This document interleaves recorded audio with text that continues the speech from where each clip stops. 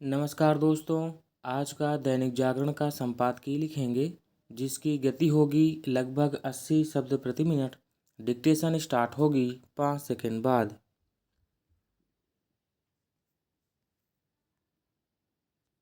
Start. Lok Sabha अध्यक्ष को एक बार फिर सदन में सांसदों के आचरण पर नसीहत देनी पड़ी। इस बार यह नसीहत राहुल गांधी के संदर्भ में देनी पड़ी। लोकसभा अध्यक्ष ओम बिरला ने राहुल गांधी की ओर संकेत करते हुए उनसे सदन की गरिमा बनाए रखने को कहा।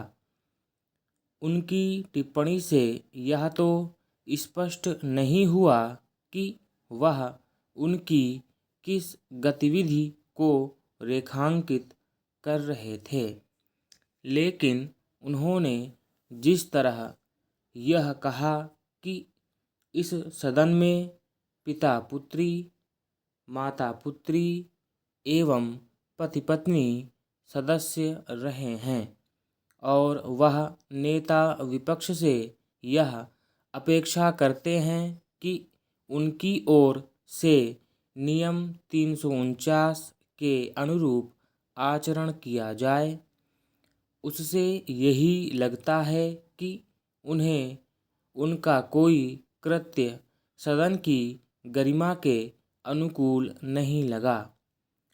अब लोकसभा अध्यक्ष से आए दिन यह सुनने को मिलता है कि सांसद सदन में मर्यादा और शालीनता के मानदंड बनाए रखें। गत दिवस तो उन्होंने यह भी कहा कि उनके संज्ञान में ऐसी कई घटनाएं आई हैं जब सांसदों का आचरण सदन की उच्च परंपराओं के अनुरूप नहीं रहा।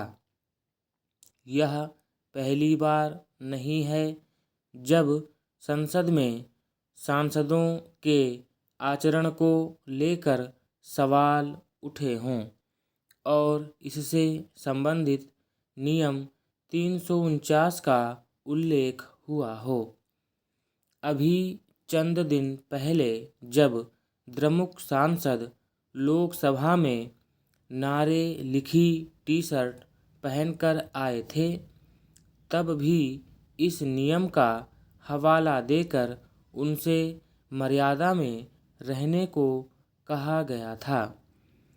इसी तरह पिछले वर्ष जब राहुल गांधी लोकसभा में फोटो लेकर पहुंचे थे और उन्होंने उसे अपने संबोधन के समय लहराया था, तब भी इस नियम का उल्लेख किया गया था। इसमें संदेह है कि लोकसभा में सांसदों की ओर से सदन की मर्यादा के अनुरूप आचरण न करने पर नियम 349 का उल्लेख करने से उनके कार्य व्यवहार में सुधार आ जाएगा, क्योंकि संसद के भीतर नारे लिखे पोस्टर लहराने, नारेबाजी करने के मामले आए दिन देखने को मिलते हैं। जब उन्हें ऐसा करने से रोका टोका जाता है और सदन की मर्यादा का पालन करने को कहा जाता है, तो वे इस आरोप के साथ सामने आ जाते हैं कि उनकी अभिव्यक्ति की आज़ादी का गला घोटा जा रहा है। इन दिनों तो यह आरोप बहुत आम हो गया है।